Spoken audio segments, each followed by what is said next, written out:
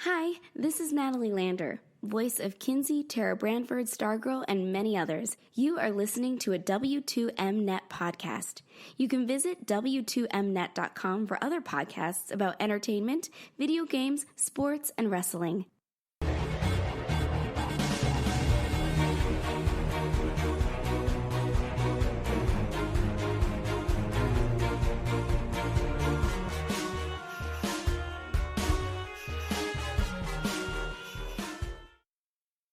You are listening to Video Games to the Max.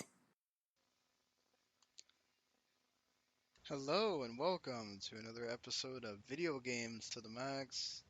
This is episode 215, and of course we are the official video games podcast of W2Net.com and in partnership with Last Word on Life. And I am your host, Sean Garmer. Here is with me, as always, Mr. Marc Morrison. Howdy. Well, I'm still. yeah, you're still here, coronavirus free, right now. I just got that pesky to deal with now. Well, but yeah, this is we've last week I felt like I said it would probably be the beginning of us talking about it every week, and lo and behold, here we're going to be talking about it again with E3 has now been affected, and even more things are now being affected by COVID-19, and it feels like it's just going to be escalating by the day as more and more cases happen and more things until, who knows if it's going to take a year or however long it's going to take for this thing to either the season to end, which hopefully that happens faster than it's going to probably take for a vaccine to get made. Of course, if you Yeah. listen to our idiot president, that's apparently happening tomorrow, So this Yep, isn't a he's doing it himself. He's in the lab mixing up the chemical.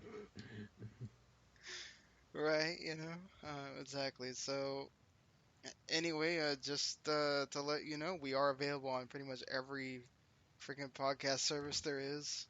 So you can find your favorite one and listen to us there. Hit subscribe, and of course, if you like what you hear, you can hit that review and go on Podchaser.com and review us as well. That's a great little site that keeps updating and having wonderful things put on it. For you can even reply to reviews, which is cool because you can't really do that on a lot of other services. You kind of gotta deal with people that if they want to troll you, you kind of just gotta deal with it. It kind of sucks.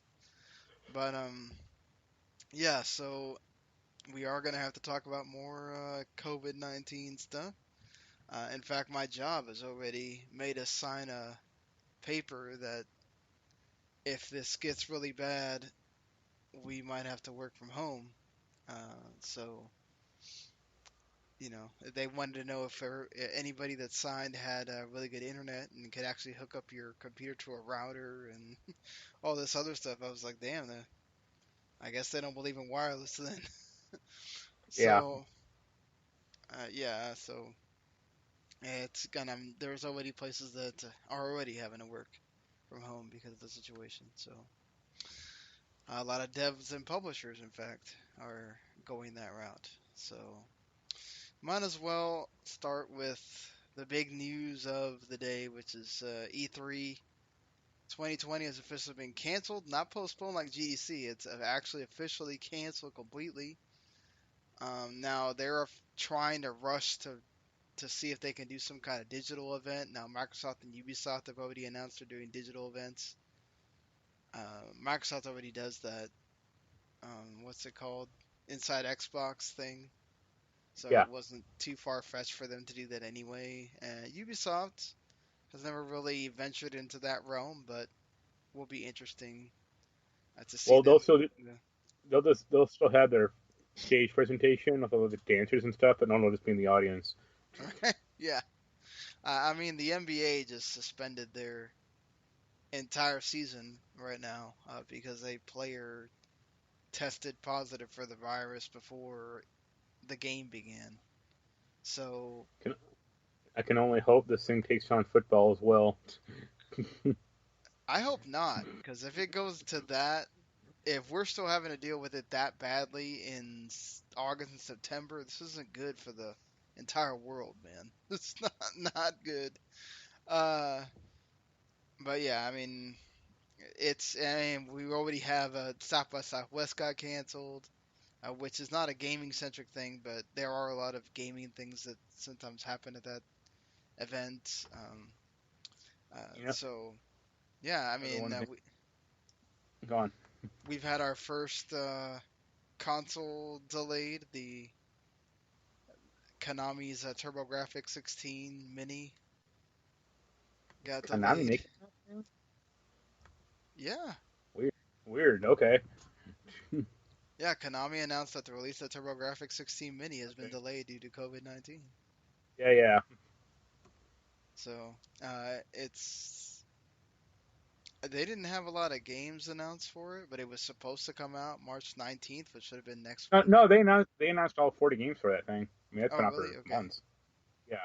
Like each Oh, each it's weird because like I think it's like every version of the system can have like play every region game, well, that's but like cool.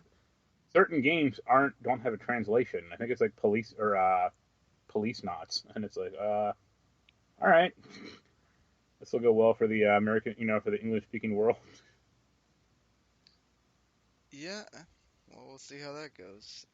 The Well, all these events you just mentioned canceled. It's nice to see the one event that has to happen isn't canceled yet. And of course, I mean the 21st annual gathering of the Juggalos.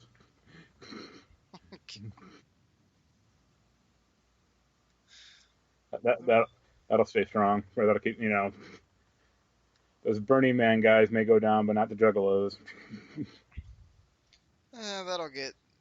They'll just eventually not have that either. So But yeah, I the don't. I DG don't even know any of these games that are listed on here other than R-Type and Splatterhouse and for the TG16.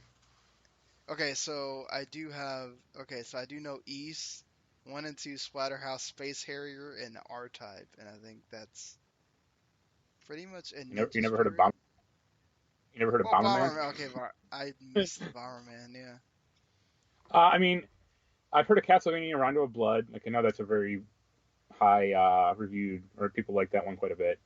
Oh, that's on the Military, Japanese one, right? yeah, but that'll be on the American one too. No, that's on the American one. It's not listed on the U.S. one. Oh, uh, no, it's across all regions. Like that's what I meant. Like you can play any game.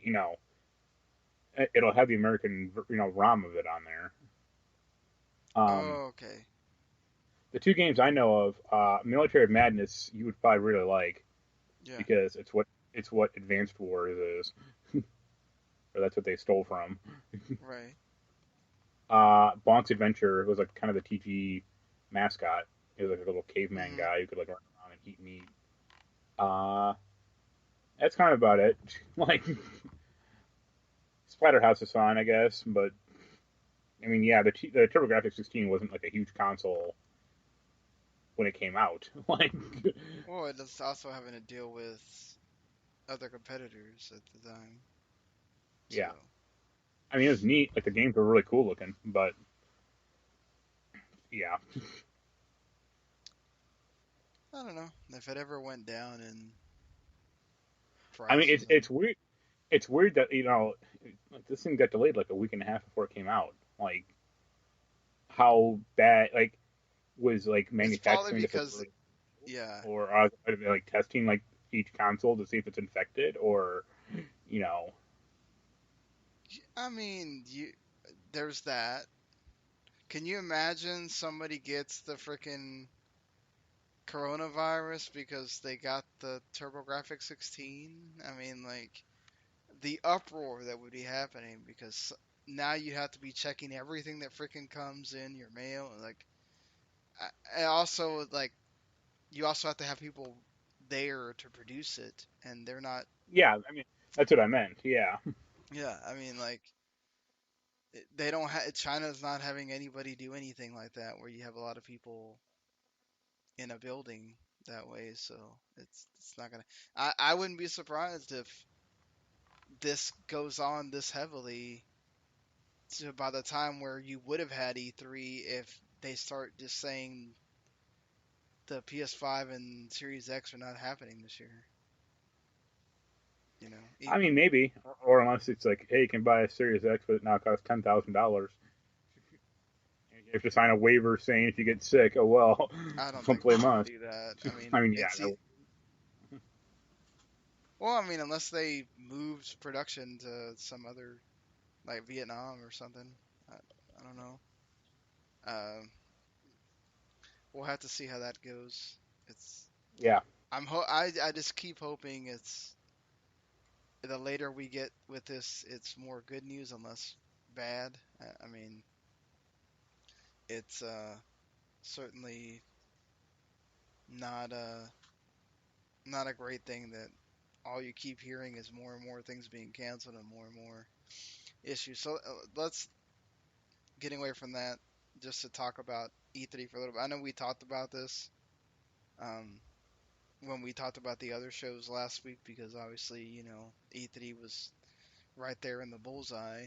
But, if you, depending on who you talk to, Ubisoft feels like nothing's going to happen and E3 will be the same next year. And then everybody is also saying that basically goodbye E3. It won't be the same after everybody does their own digital event or whatever it is that other companies wind up doing. I mean, there was a rumor, or not a rumor, actually, Jason Schreier had confirmed that WB was supposed to have a press conference this year. So, yeah, they were supposed to show off their like new Batman or whatever Rocksteady's working on game. yeah, and then I guess whatever couple of Lego games and the Harry Potter RPG that people are waiting Well, on. there was some, I don't know if you saw that trailer or whatever that leaked Mario Lego game or whatever that partnership is. I don't think that's a game. I think that's Mario. Just like a playset or It like a doesn't say TT Games or anything like that on it. I think that's just a set. okay, But I maybe. mean, maybe it's they could just be hiding that so it's not obvious, also. But Yeah, I mean, it could just be a. I mean, yeah, it could just be well, game would be cool, I think. But I mean, yeah, it's just some. Hey, here's a Lego build, Princess Peach's castle with Legos or something stupid like that. yeah, it's possible. I mean, Um, I would say that's the disappointing view because I mean, I think like I thought it was. I mean, Lego or not Lego, Mario branching out like the Rabbids game was like a really good thing. yeah, but I mean, So I what mean, would really be different between what we get in a Mario game compared to putting Mario in a Lego game? well, I mean, if you just did a Lego style Mario game, Yeah. I mean, why not? I mean, it doesn't have to be a. I wouldn't. I mean, I actually wouldn't want it to be like just a straight Lego game because those things are played up to shit. But if it was like a platformer that was like Lego looking but Mario, that'd be fine. Hmm. That'd be cool. Yeah. Or if they had I like, or if they had like a like another patch or like another version of that for Mario Maker 2. Here's the Lego playset. yeah, I guess since we're on that subject, I would agree with you. I think it'd be cool just to see them be able to do something different with Mario with Lego. I mean, Yeah. it was a Mario Day Yep. this week. Do you have a favorite Mario? I mean, for me, it's probably Super Nintendo Mario. That's probably my favorite. Mario I World? mean, Mario.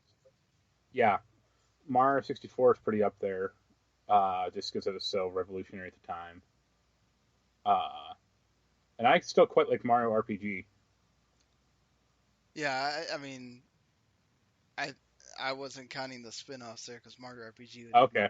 my I mean, favorite, but if I had like rank Mario games, I mean, I'd yeah. say Mario World, Mario 64, and then I'd probably say Odyssey. Hmm. Um, I haven't played Galaxy 1 or 2 that much. I mean, so I mean, I know those are really good games, but I just don't like motion controls. So, I don't blame you. That put me off a lot of those games on the Wii of wanting. I don't want to stand there or sit there with the motion controls and have to move them around. I loved I mean, Galaxy, but it was just I yeah. played it in spurts because just couldn't. Well, like I mean, one of the popular VR games for the Oculus is like Super Hot VR, Hmm. and I look, it's like yeah, that's cool. I don't want to stand around and move around. Like, first of all, I physically can't do that well, and then also like I just want to sit down with the controller, just look around with my Yeah. helmet. Like, uh, I mean, I think the only bad Mario game, and like the core franchise is probably Sunshine. I wouldn't. I wouldn't say it's bad Well, as it's feels like it's it's not rushed. bad, but it's let's say of a lesser quality than most other Mario games. Oh yeah, I mean they definitely had to like rush that thing out the door to try to make it a launch GameCube Well, title. And that was the weird thing that it wasn't. It's like the GameCube lineup is so screwed up. It's like here's Luigi's Mansion and a Star Wars game, and it's like yeah. what? Like, I mean, nothing Well, against didn't those like games, but Luigi's Mansion like not do as well as they thought, and so they had to oh yeah, rush. They had to I rush mean, the Sunshine because they felt like they had to put Mario out there or nobody'd buy a GameCube, or yeah, because like I think every Nintendo console is open with a Mario game that I can think of. So it's like for this game, for the GameCube to not, and it's like, hey, here's a somewhat horror themed adventure game starring Luigi. It's like, huh? yeah. I mean, But I mean, what's your favorite Mario game? Mario World is up there as probably like my favorite. I think, and Odyssey as well. Like Odyssey was my I game of the year in that year where we had ridiculous amounts of games in 2017. I just love the crap out of that game. Mario World is just it's like a game. It's like it was the only game I had for my Super Nintendo for a long time. So like I yeah. mastered the crap out of that game and just played it over and over and over, and it was just so good. Like it introduced Yoshi, it introduced the flying cape thing. Like I love Mario 3 as well. Mario 3 is one of my Oh yeah. I think favorites. Mario 3 is weird because of just how like there are just ways to break that game with certain Hmm. suits. Oh, the flute, Yeah. and like you literally don't have to go do but you can go straight to like level 8 and Yeah, they can uh, do the same thing with Mario World with Star Road. It's like, hey, here's the right. back entrance to Bowser's Castle. It's like, all right, cool. But there's so much like I what I do like is that it's crazy. I mean Mario wasn't it didn't start the platforming genre, but it's definitely the when you think of platforming, it's Mario and then everything else, and it's just how much every one of those games comes out and it's like the cornerstone to what everybody else has to aspire to now, and even Oh, even Mario Maker has its own like oh well now if you somebody makes a Maker game it needs to be like that, yeah. you know. Obviously Uh, Dreams is on another level, but yeah. did you see? I think this was like a week or two ago, maybe even like 2 or 3 weeks. Jeff from Giant Bomb, he played Super Mario Special. It was like some Mario game for some like weird Japanese computer, and it looks busted to shit. Because like Mario, like the game world doesn't scroll correctly. Like it scrolls screen by screen. It doesn't Oh have like smooth scrolling. So like yeah, you just you have like a screen and then you jump out of the screen, and it like slides to the next one, and it's like wow. this is terrible. And like he was like missing jumps because of the scrolling, because you have to, like you can't gauge it correctly like an actual Mario game. It's amazing So that it's you can go back and find the like that Japanese version of Super Mario 2 or whatever as well. yeah, Yeah, Doki yeah. Panic. I I mean, think Mario, I like Mario too. Like I mean, it's really not a Mario game, but I still think it's conceptually interesting, or it's better than the Lost levels.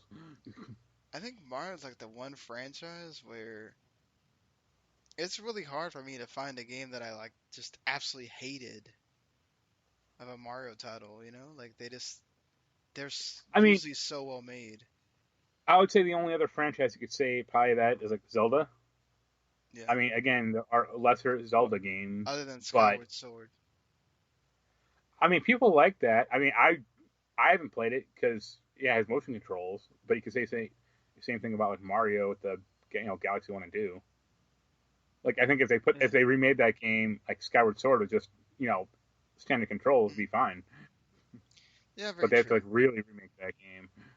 Like, There's a I lot think of the only people. like There's a lot of people that can't stand Zelda 2 because it's so different from. yeah, that I mean that's the one game I would Yeah, say is like not a great Zelda game like of right. the main like It's just real the like grind in that franchise. game. Oh my god! Like I like the fact that it's an RPG or whatever, but God, I feel like it took forever to get anywhere. I Well, was just that like, and like just like the basic controls and like the mhm. this the collision detection is awful. Oh, it is the NES. um, um, I think and as hey far man, as you go ahead. I was gonna say the only other franchise I can think that has another bad game is Sonic. Oh yeah, All 30 years of Sonic have been great. all right. Uh, oh, I mean, and think about like a franchise that also has like so many successful spin-offs. Like Oh yeah, it's insane. Mario, like Mario they have Party. Uh, they, they have Horde Mario Art quite well. I mean, like even freaking Mario Paint. Like I remember being a kid and just loving that thing. Um, my sister enjoyed. It was like one of the games I could get her to play was Mario Paint. Um, like paper, like everything. Like even there's just so many like great man, I'd have a tough time I think making a top 25 or 30 Norwegians are so Number five, I've been Mario DDR. I think probably my favorite of the spin-offs is I mean obviously helps that I like soccer, but Super Mario Strikers was freaking great. Um like even just comparing it to like other arcade sports titles that don't have that are with a license or whatever, like put that up there with Blitz and Jam and all that. It's a freaking great game. I Um, mean, for spin-offs, I would mine would be Mario RPG because that's such a oh great yeah. game that I really wish those companies would go back to. Or I just don't get like and knowing them both being Japanese developers and Square has gotten to play a little bit in Nintendo's realm and all that stuff with the Cloud and Smash like I just I, I wonder what's holding them back from I ever think doing a uh, sequel or a remake or something. I think it's probably either some bad business went on, like contract with those Well, characters, obviously, I but think also some I think part of Nintendo still smarts from the Final Fantasy going to yeah, Sony. that's what I was gonna say. That's the other thing. But it's like yeah, like well, you went with a cartridge for the N64. Like even compare games on the N64 to the PS1. Like there's no contest. The PS1 looks better. Yeah, they can't do the FMB stuff. It's like Yeah. I don't blame Square. They wanted to have their games look better, and Nintendo was just didn't. Well, like look at like Gex Enter the Gecko or Resident Evil 2. Like, hey, Resident Evil 2 on the N64 is a great looking. It's really impressive they managed to pull that off, but it still looks worse than the PS1 version. Hmm. Like, Yeah, it's the decisions Nintendo made back then. I wonder if they had the 2020 hubris, they would go back and do it again. But yeah, I mean but Mario is classic for so many reasons, and there's Mario Day, and we'll see if what that Lego thing winds up being for Mario there they should on they should make a new Jumpman game. that. Hey, you never know. You never know what Miyamoto's up to when it comes to that. Yeah, Speaking of Nintendo and Sony, that Nintendo PlayStation wound up selling for 360,000, which that's isn't a low. whole lot Yeah, when you compare it to other things, right? But it is still the highest selling video game like auction, most oh expensive yeah, video game lot to be sold at an auction.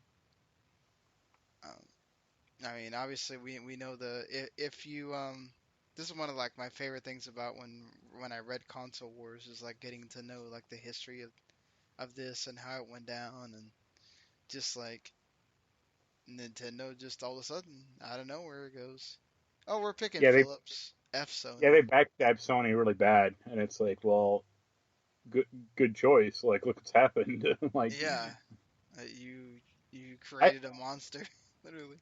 I mean, I can understand. Well, Nintendo had a bad like them trying to bolt an add-on to the SNES is a bad idea, just even in theory, because like no, don't do that.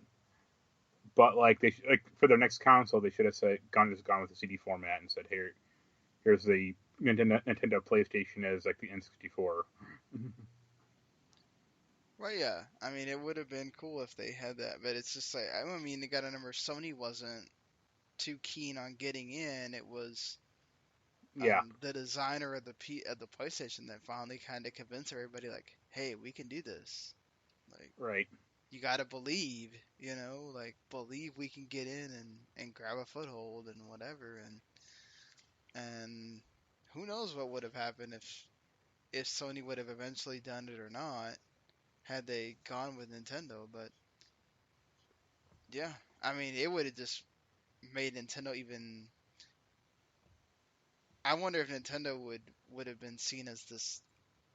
They already had a really bad reputation as far as not being great for the retailers because they had such a dominance. I Yeah, wonder if it would have made it worse for them at that time had this been successful. And if Sega would have had to bow out earlier. But hey, things happen the way they happen for a reason, I guess. I But mean, yeah, yeah, I that thing was just so cool looking, or it's such a weird artifact.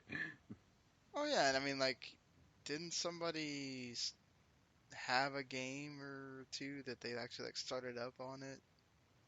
No, well, no, the Yeah. guy who had it, like, he had like the BIOS cart, and they had some like Mm-hmm. game that like barely worked or whatever, but because it was Mm-hmm. like some prototype game. But then people have made games for it since then, which is nuts. I mean, it's like what? Okay, Do we even still know who actually got it off the auction? Because I think, yeah, they yeah. said, It was some guy who started up Pets.com. I think his name was like Richard something. oh, okay, Uh, yeah. he plans to like make his own video game museum and put it in there. There's already a And National Video Game Museum. What the? yeah, but now this will be his. God, some people are dumb. We don't need two video game museums. Just there's Well, already I mean, one. I think if it was like a traveling museum, that'd be kind of cool. Don't they have that though? Like the video game like History Foundation travels I mean, to maybe I different don't. places. If it hasn't, it's never come around here. Yeah, I think they went to like Orlando, and that's the closest they came to where I'm Yeah. at.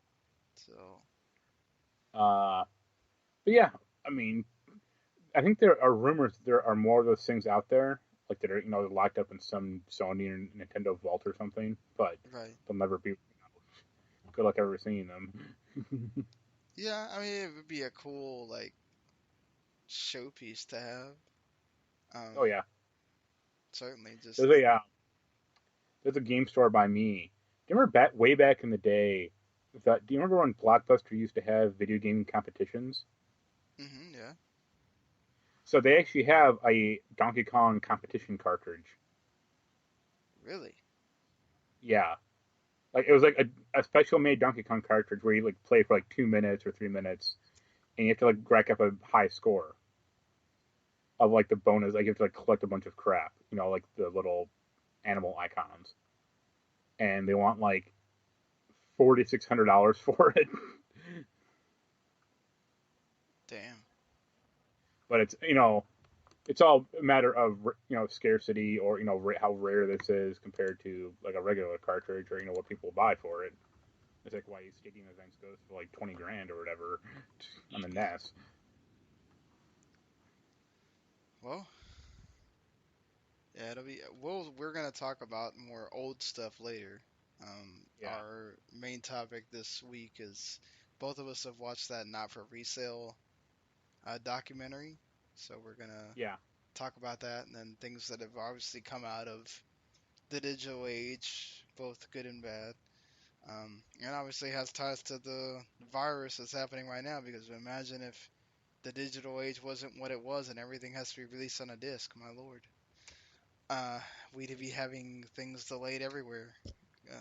yeah. But I mean, yes, you're still getting things delayed, but it's obviously hurt much less, at least for the individual games that they can get released digitally. So yeah, moving. We actually, I don't think we actually finished this. We started talking about other stuff and didn't. So do you think that E3 is like done No, now, or I mean, I think it's done for this year, but I don't think it's done. Like they've survived scaling back before, and it's been fine. I mean, I think it might change, or it might not be as like insidery as it used to be, because I mean, that was the whole point of E3 in the first place. It was supposed to be for like exhibitors and press, and that was it. But now this whole like we need money, so let's invite the public in. Like it's kind of spoiled that. So I well, mean, it's they basically also another. like have so many games get made because of deals that happen at E3.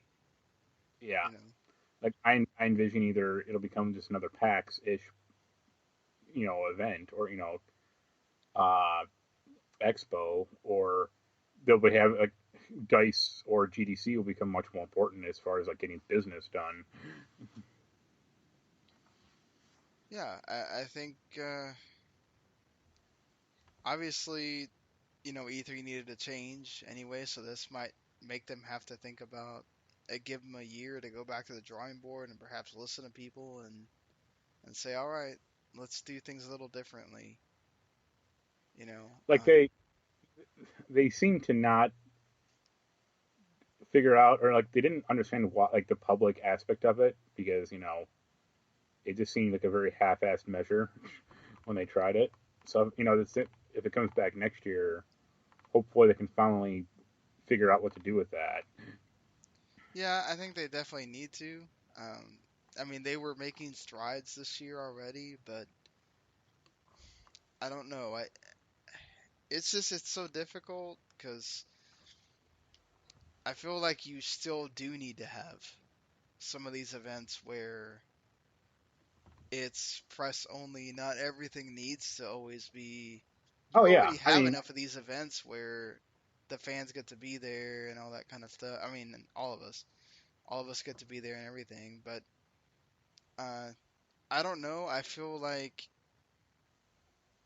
either you need to do exactly what you said. You make it like a PAX or Gamescom or whatever, where it is really about trying to engage the consumer and trying to get gamers to enjoy your games that are coming out or whatever, or you go back to what it was and this is a press thing and I don't know.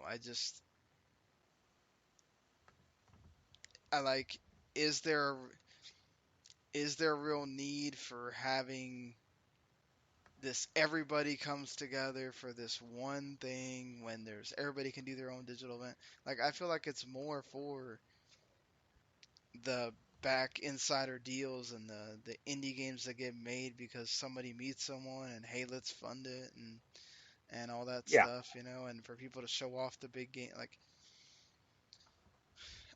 people always complain that it needs something new, I mean, but yeah. you can say the same thing about auto shows. I mean, I had that stupid Detroit auto show like around my area every year, and it's like, I mean, you're looking at cars on a stage. It's like, how important is this? But they still trot it out every year. I mean, Yeah. and it's like, oh, okay, I guess. Right, but like there's something about, I mean, most, you got to think about it, like most I mean, people that, at least there's like some interactivity at E3. Like, I mean, if you stand in line long enough, you'll play a game. yeah, I think that's the major thing is you got to do something about that because it's almost becoming like when you go to Disney World, you're going there and you might get to play three things for the entire time you're there. It almost becomes a hindrance to, I can do more work at home posting a Yeah, bunch of it, stuff than I can. it, it's some crowded convention center with barely working internet. Yeah, exactly. It's like, it, everybody go and play three different things. And I mean, what we did was we didn't, of course, it's different. Like, we had people already, I guess, with 411, the internet was even worse. So it was literally one of those things where you got inside the convention center and your phone didn't work the entire time you're in there. And then That was that was like 2006 or 2009 or 2009, yeah. yeah. I mean, the So, iPhone was barely out, and I mean, we we had to have everybody do all the people like Jeremy and everybody else that was at home was doing all the news, and then we would play things. I felt like the hey, lines weren't as crazy, I but mean, that's what GameSpot basically did back, for most of their time. Is like, yeah, like they would have two teams. Like they would have like a news team back at their home base, or mhm, I think they had a stage at the time, or even like maybe a hotel room, a few hotel right, rooms, or like a like a meeting room or something. But then they'd have like Jeff and Alex and all the other guys like go out and play games, and like they would write the previews, and the right. news team would do the trailers or like just the basic news stuff. But that allowed us to write the previews when we got finally done for the day at like midnight or whatever. Whenever we're done and we ate and everything, then we'd stay up till like 2 or 3 in the morning writing the previews. And yeah, Yeah, I'm gonna miss that if it doesn't be if everybody doesn't make those digital events all around each other. I'm gonna miss the us getting to do all the podcasts and that kind of thing. And it is kind of an event. Like, I like the fact that you had that one event to look forward to for gaming that kind of everybody knows what it is. And so that'll definitely, if that dies off and everything kind of gets more scattered, it certainly won't be the same. yeah. It, it'll And be I mean, kind of upset. on the flip side though, I mean, there's always PAX. I mean, that is a public show, so I mean, you could Yeah. if you wanted to do that. I mean, yeah, that's I would say that's easier than an E3 at this point. Yeah. You might not have the exclusive games or like that exclusive, but it would be easier and probably more Mhm. fun. Maybe. Well, I mean, we'll definitely see how this all unfolds as we get closer to that time, and maybe Microsoft and Ubisoft will have it earlier than June. Yeah, Microsoft's already doing their own GDC type thing, where they're having a bunch of panels and talking about how GameStack is going to work and how uh, Live Ops is going to work and Series X and Project X Cloud and all that, how that's going to work. That's on day two on March 18th, how that's going to work. So that'll be interesting to see what all gets said in there, but that's going to be more developer focused, so it may not be very interesting for yeah, I doubt it. everybody.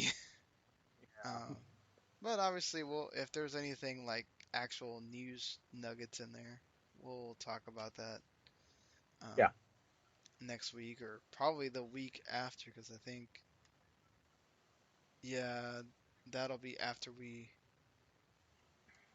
record or whatnot, or maybe we'll hold off till Wednesday again to just be able to cover both of those. But yeah, at least while everybody's hunkering down on or not, and maybe not working or having to deal with this thing with coronavirus, you'll have Animal Crossing and Doom and some other things to play that are Right. coming out next week. So, uh, I think we'll talk about let's save the Reggie stuff for when we talk about the movie because I think that kind of goes with it because GameStop's kind of tied into that as well. And well, Sony officially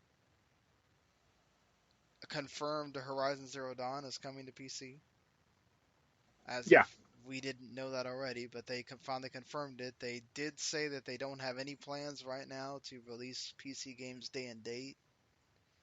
I mean, it makes. And yeah, Yeah, they won't. I mean, that's the thing. I don't know why people have. Microsoft is doing releasing games day and date because they have to. No one else will play their games. But I mean, it's such a huge install base. I well, mean, that's not necessarily true. They could certainly not. They just can't stop it now. They already did it. Like you can't take away a service that you already.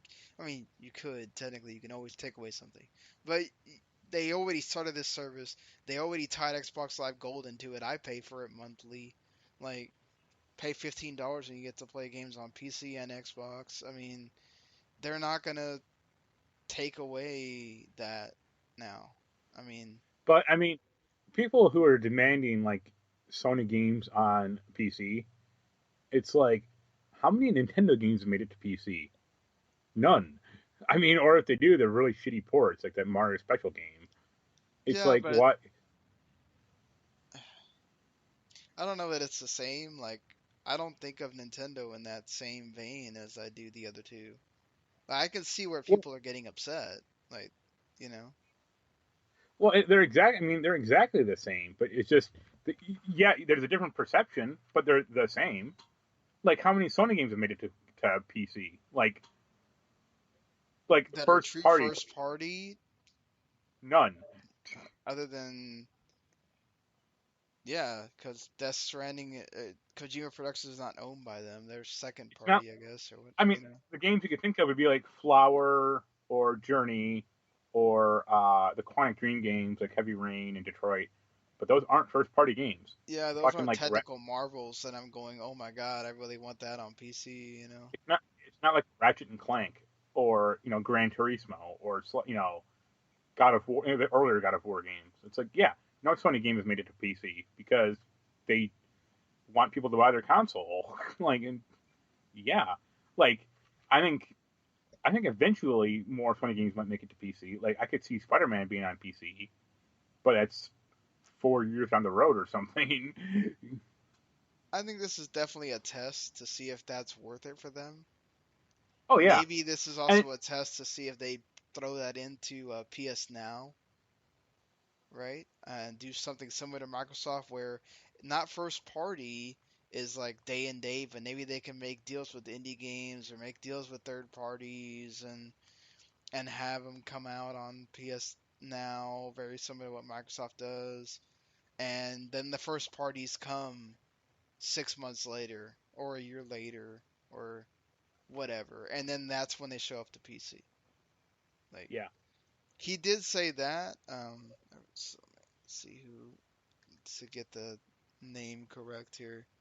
Um, the oh, I think I did not copy exactly who it was. Oh, it's is it the CEO or it's Mr. like the Holtz. yeah? Uh, I think the guy took over Gio's job. yeah. So Mr. Holtz is saying that yeah, It's don't it's start Herman. expecting day and day. I think it's Herman Holtz. Yeah, Herman. So don't expect any day and date PC releases for PlayStation anytime soon.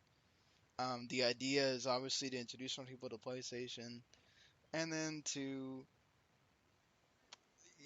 that perhaps if this goes well, they might do a delayed release of games on PC.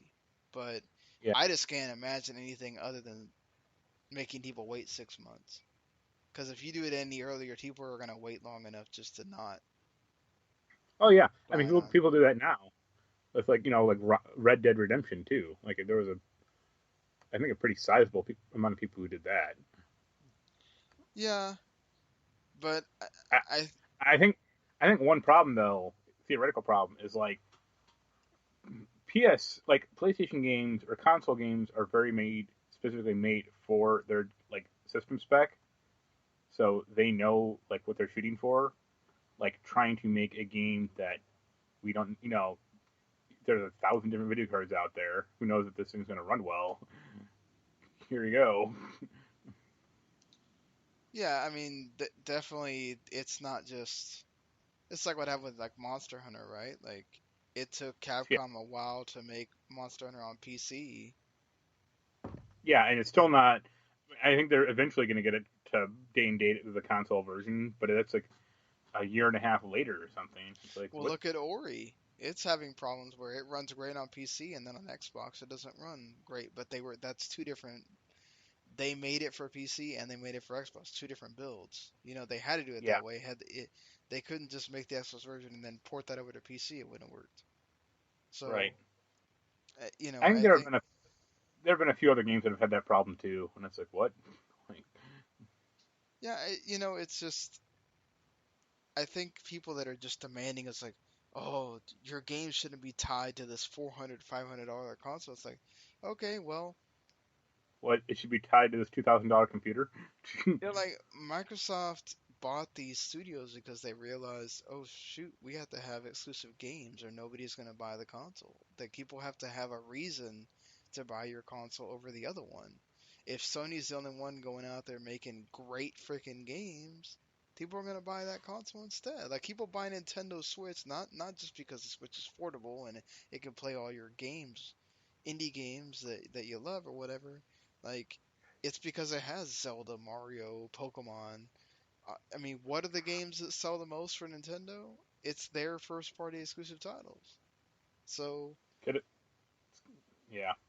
you're I not going to be mean, able to do that with just Halo and Gears. I could see.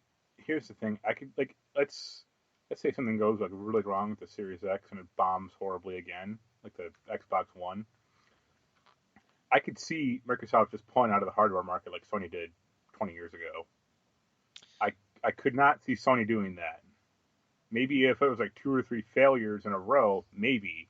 Well, But they like, also can't because it's basically PlayStation supporting their business right now. yeah, because they're all their other hardware boondoggles.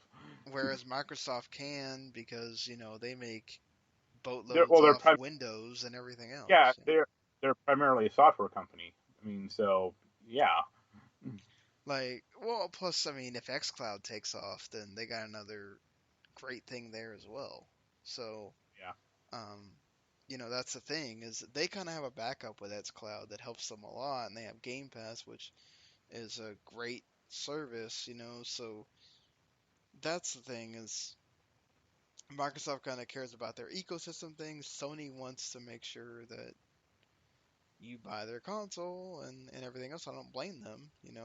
Sell that hardware, be number one, do what you're doing. You got to pay for those studios that way. So yeah. uh, I just think people are just being way too. And look, this is a vocal minority, obviously. The ones that are screaming the loudest here, that are saying it's so anti-consumer or Sony doesn't give us our games on PC. It's like you guys act like these PCs are just cheap as crap to go buy to make them work. I mean, Well, yes, yeah, it's like yeah, buying a $400 or $500 console versus $1,000 PC. They have to keep upgrading every 2 to 3 years.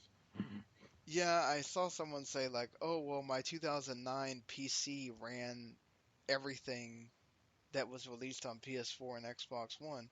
Cool. Well, That- I'd be curious. It's like what your 2009 video card because even no, I would actually say that person's a liar because they've had to put new parts in that thing eventually.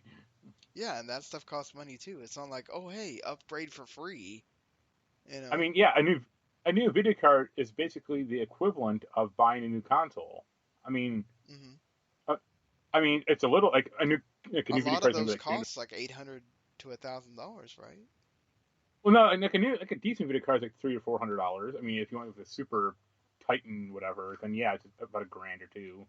But yeah, it's like what? So I'm supposed to just buy a $300, $350 video card and maybe possibly more RAM, to make this thing work better for 2 more years and then be faced with the same problem again. Yeah, there's their pluses and minuses, obviously, but I buying mean, I'm not one saying, console yeah. for a length of time is always a better option than what Well, I that mean, is. yeah, I don't think. I mean, consoles have their issues like sales or Hmm. Or the Red uh, Ring of Death, or yeah, breaking down stuff like that. But yeah, yeah. I mean, yeah, certainly consoles are not without their own issues. So yeah. yeah, and it So it's certainly it, yeah. I just think that people are unrealistic. Like Sony and Horizon Zero Dawn is an old game. It's not like you know it, it's well, not it's like her. still. I mean, I would view that game as technically maybe even technically second party Well, because I Guerrilla's think their studio though. they own it outright. I thought it was like a Yeah. second party studio. No. Okay. Um, Second party is actually technically like what Ori is, because Microsoft kind of just has like a handshake deal with them. They don't own them. So, Yeah. but still, I just think it's not like Horizon just came out and it's a test. This is a nice little test case for Sony. Let's see what happens. I think a bigger test case is, I mean, but also Death Stranding kind of has also some negative vibes that Horizon didn't. But it'll be interesting to see how big Death Stranding sells as well when that finally hits PC. Yeah, you know. I have a friend who works at that company, 505. So I'll be hitting her up for a game code if I can. So Yeah. I'll be curious. I'll be curious to play it on my computer. Honestly, I mean, I might have more fun because I can just cheat my way through it. Well, plus there's already going to be that like the helping. Actually, now apparently, if you try to play it now, you're not going to be able to get all the help that you got during the when the game Yeah, was because made. Yeah. it was a mass uh,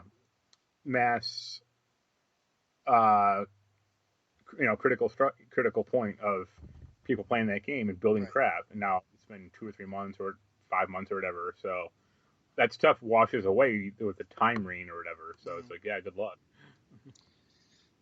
Okay, and the last thing, I guess, before we start talking about stuff we're playing, something kind of a surprise, and it's not the same, I guess, because it's not a direct comparison, but it's still kind of cool to hear that NFL 2K does live again, but only in arcade and non-simulation titles, as they will not be able to directly compete with Madden like they used to, but they will be able to make non-simulation sports titles for the NFL.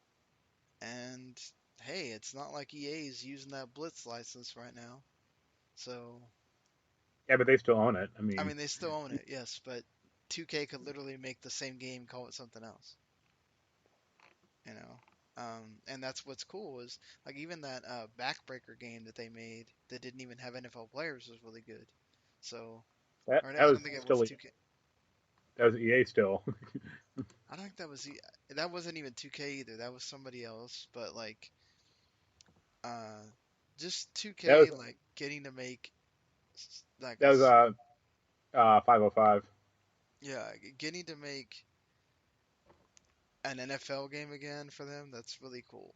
Like, I want to see how close they can get to non-simulation. I guess before EA tries to Ever sue hear of them a or little something. game called Mutant League Football?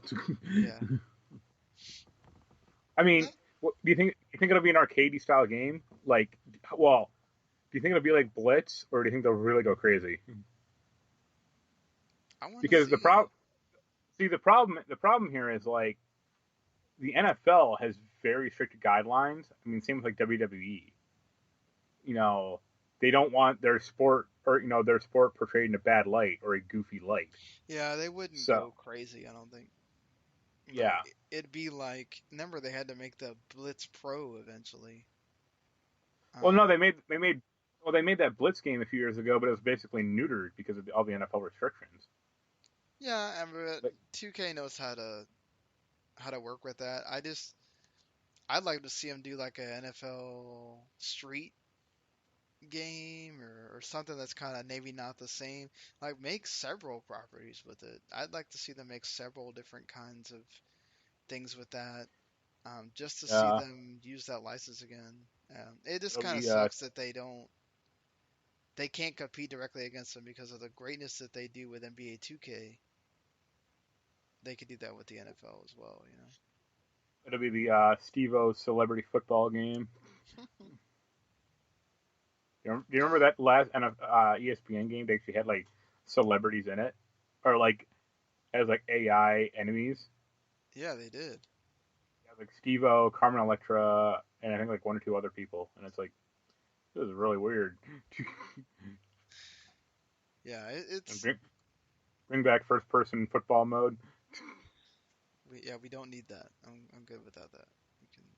I mean, I would I I mean I I'm not a fan of football, but I much prefer those ESPN games, like those NFL 2K games, because they played better. Yeah, they did play And better and they were easier to understand.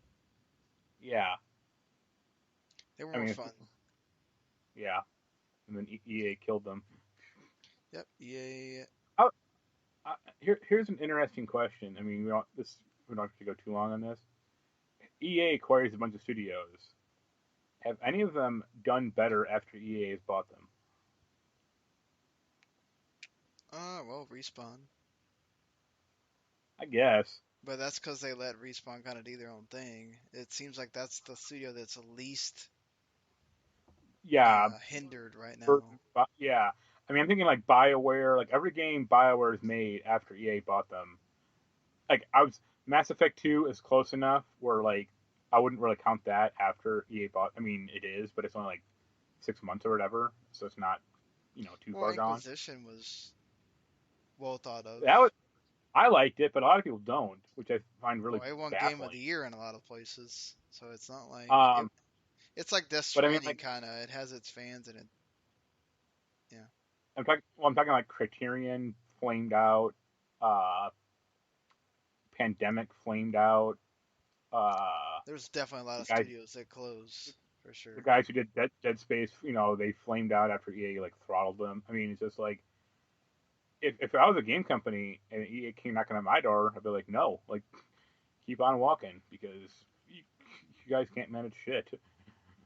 I mean, say what you want about Activision, like they run their studios into the ground, but like Raven still exists, Yeah, I surprisingly. mean, and those Call of Duty games for the most part are actually really good. So Yeah, but there's some that anyway, next haven't up. been, but Yeah, I mean, you get a few misses, but I mean, most of those are still on the level, a decent quality level. yeah, I meant to play Warzone, but then I've had this problem with those apps don't work. Trying to get Xbox app or PS app to download stuff. On Um, your console, or what are you, yeah, what are like you I'll trying to turn it do? on and then it still doesn't download it. So I had to. I got there and well, I was like, yeah, this is 100 gigabytes that won't download, but while I'm still here, forget that. So I couldn't play Warzone before we had to do the I mean, yeah, that's broadcast. if Warzone was like 20 gigabytes, it might download it, but not 100 because it's downloading like all of Call of Duty, I think. Well, So also for some reason, like the Xbox was being stupid with the internet. Like it wasn't. It would disconnect. It would stop the installation and disconnect and then connect again. And I'm like, well, my internet's fine because I'm using it on the laptop yeah, and the phone, but for some reason the Xbox is having a problem. Um, and yeah, I did the same thing when I had to download the Final Fantasy VII Remake demo. That only took yeah, 30 minutes, but I had told it to. I had actually tried to teach Anaya how to open up the or turn the PlayStation on and everything. Well, then I found out apparently the PlayStation needed to update and then everything else. But still, like it's a pain in the ass. I know for some people they work, but for me it just apparently does not work. I just have to do everything yeah. manually. Um, Yep. but yeah, speaking of that, I finally got to play the demo, and I really enjoyed it. The combat was a little bit to get used to, but I love the fact that you can like slow things down like a turn-based game, issue commands, and then also if you want to, you can go and just destroy the smaller fry doing some Yeah, button mashing or I, I whatever.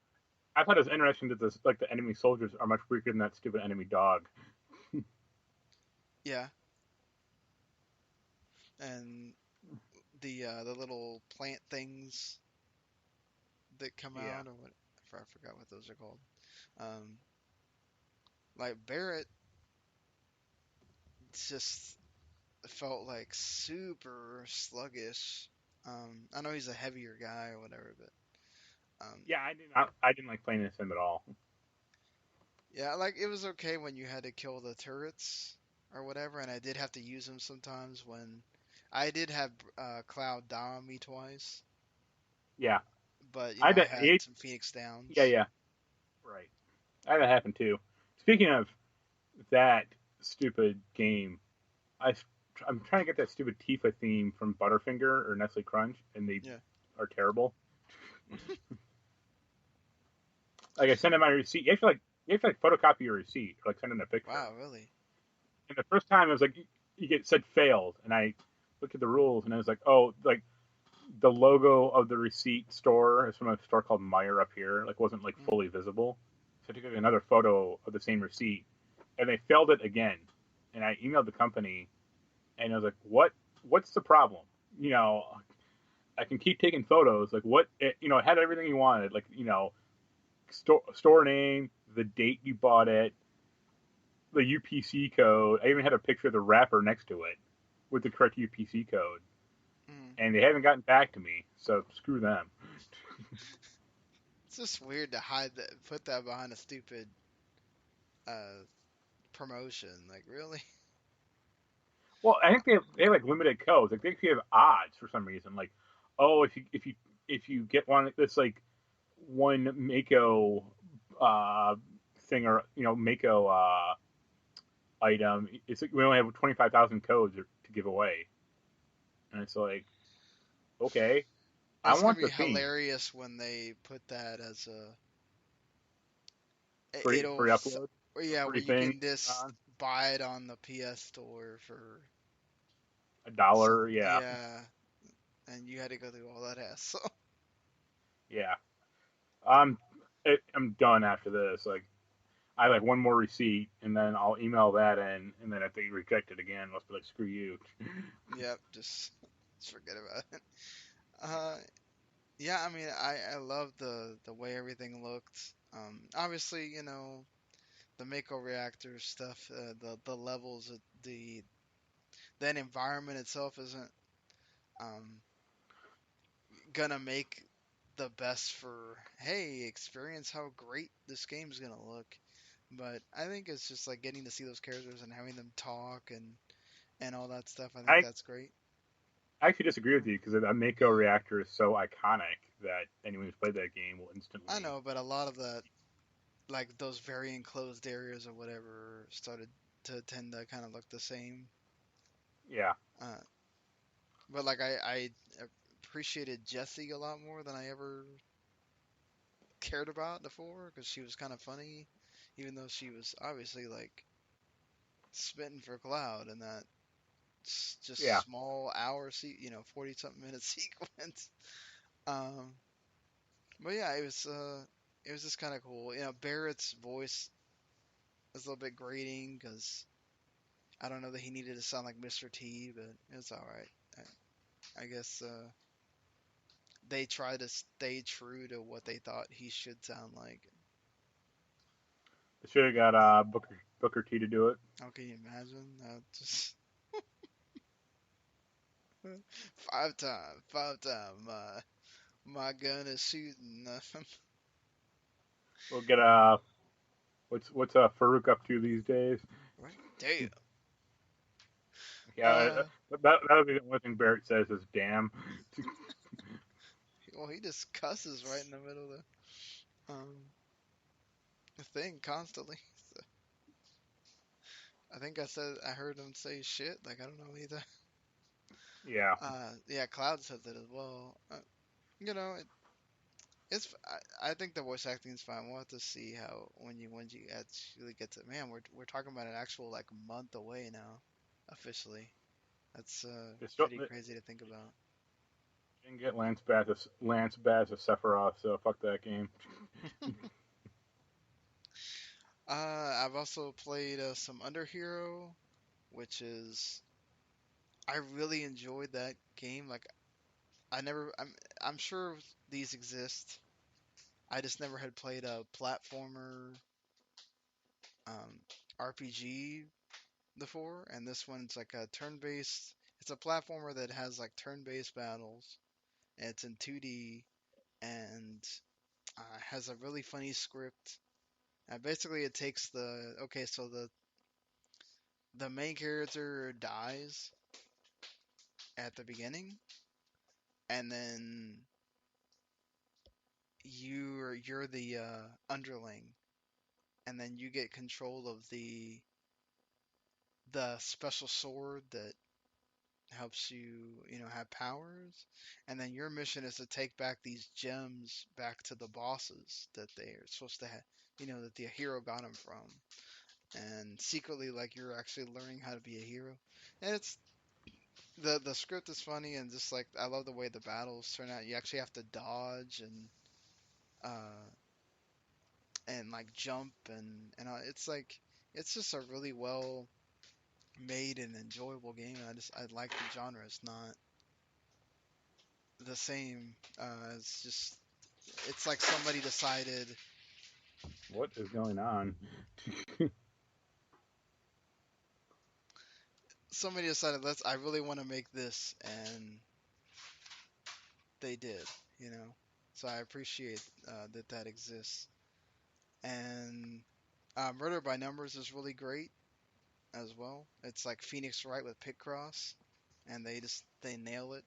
I'm not okay. Like I'm not a big Picross person, so I appreciate that. Like if you want to, you get scored on the puzzles. So if you're actually like a big person that's into that, you can you can really try to nail that and get a great score. But if you don't want to, you can totally just do the hints and then just go on with the story part, the visual novel stuff, like in Ace Attorney. So I'm totally glad that that option exists because I found myself getting better at it, but I was kind of like, oh, I don't really want to do this. So Yeah, I just kind of skipped that part and go on. But I'm loving the story. The characters are good, and it's got a good art style and everything. So yeah, and it's like right now it's like 13.50 on right. Switch. So definitely for as cheap as it is, I tell people if Picross and Ace Attorney together is your thing, then go for it. Yeah, Anything you want to talk about you've been playing before we? no, same things. I mean, Metroid Fusion is for fun. Uh, Still trying to play Street Fighter Alpha or Street Fighter 5, but it's garish. And now I got to focus on Samurai Showdown, which is Yep. such a switch for that from that game that it's like really jarring. All right, man. Yeah, because they both play differently, right? Yeah,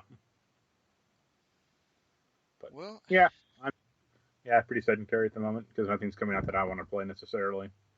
That'll be March 31st. yeah, Persona 5R is creeping up closer, creeping up. Yeah, as I mentioned, we're about to get into that. I mean, obviously, bigger things happening in the world that we talked about at the beginning. But if you're looking at just gaming wise here, you got Ori that's already out. I actually just installed it, so we'll be able to talk about it on the next show. And I just kind of like I was doing a lot of stuff this morning. I forgot that came out and could have installed it already. Neo 2 comes out on Friday. I don't know if Jens will be able to come on to talk about it. But that'll be out there, and then next week it starts. MLB The Show 20, Doom Eternal, Animal Crossing, uh, and Half-Life Alyx, all out Yeah. there. And if I guess you want to try your hand at Bleeding Edge, that doesn't sound like it was great when the beta came out, but you never know. Could have Right. made it better. And yeah, so we're starting to get into that little bit of craziness of hey, we got to figure out what you want, pick what you Right. want, but uh, still thinking about whether to get Animal Crossing or not. But Yeah, I mean, sure that'll be fine. But I've never played any of those games, so foreign to me, really. and we'll see what the reception is for Doom. Definitely. I mean, yeah, there's a lot of Yeah, people that really love that first Doom, yeah. so I'm sure those will people will also love this game as well. I wonder if there would have been more love for that Doom if it wouldn't been for the like multiplayer that wasn't great. I think people loved it in spite of that multiplayer. Yeah. So, But like I remember like the review scores got really hurt because of that multiplayer being bad. oh yeah, Well, let's go ahead and discuss the main topic here. Not for resale, which you can rent on your whatever digital marketplace for $6 in HD or $5 SD, or you can buy it for $10. Um, just wanted to put that out there. So what did you think about the whole thing as a whole? Wow, me in English today. The entire thing as a whole. I thought it About was an hour and a half. yeah. They focused on like 5 or 6 game shops, like around the country. Kind of interviewing the guys primarily who run them, except for like Kelsey. Uh, I thought it was fine. Uh, I thought the museum stuff near the end kind of plodded along a little much, or like the Library of Congress guy. It's like this could kind of be its own thing if you really wanted to separate that out. Like I would have much rather had more used shop stuff. I thought the Oh, ending. Frank Cifaldi, you mean? No, he was fine. I meant like the guy who ran like the National Video Game Museum, Oh, or okay, okay. The um, guy that ran was it the shop in New Jersey, I think it is? yeah, and then also the guy who was like the guy with the lisp, Uh-huh. like That had Congress the claim librarian. hat on the whole time. Yeah, I thought the really like it was fine. I found 2 things really weird. One is like so it like the thing was executive produced by Pat Contry, who's a Hmm. good seems like an okay guy. But him and Ian Ferguson, that's his name, they do a podcast together like every week. And like Pat Contry's in this movie like 7 or 8 times, and Ian's in it like once. So I was expecting to see like I looked in the credits for this movie, and like Ian's name was like third or fourth on the credit list on like IMDb. So I Hmm. was expecting to see him like a lot more in this thing than he was in it. Like he's in it once, and I'm like, Yeah, it's the same thing with like Greg Miller. I think he's only in it like one time, no, two he's in it like times. yeah, he's in it like 2 or 3 times. Side note, uh, I don't mean to be insulting when I say this. I thought like Andrea Renee was like wearing way too much makeup. Uh, yeah, okay.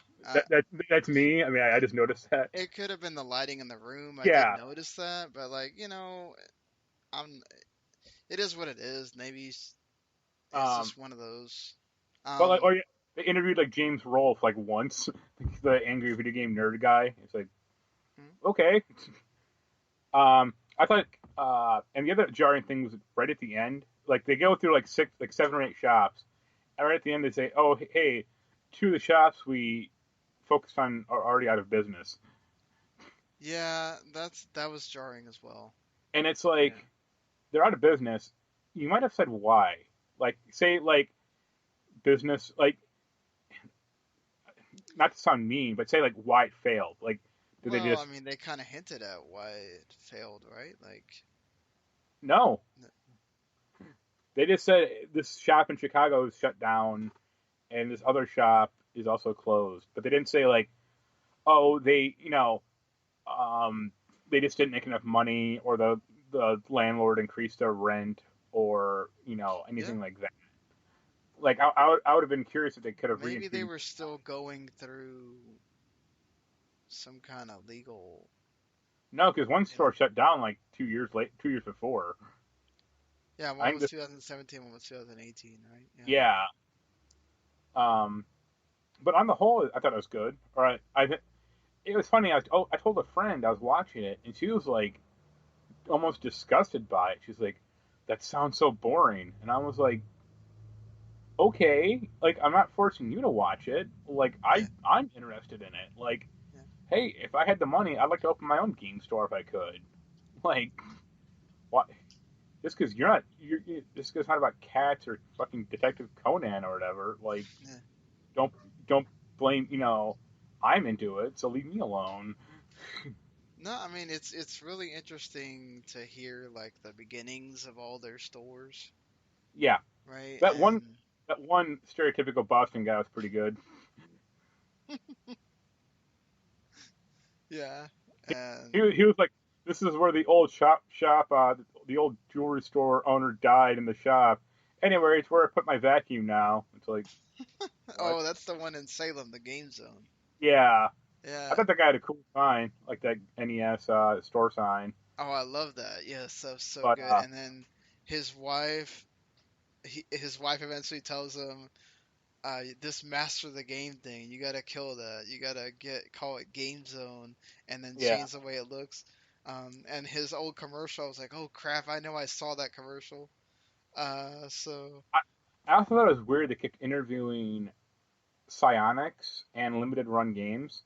hmm Like well, I just thought it was really abrupt, or like very like I limited run makes sense because they're promoting physical media when people are not. oh You know. that's fine, but they didn't transition into why they started up, or like I would have been more interested in Yeah, I agree with you on that. I do agree with you on that. like them, or like okay, let's take I'm just gonna take Shadow Complex as an example. Like that was a digital game that eventually made its way to physical because of limited run.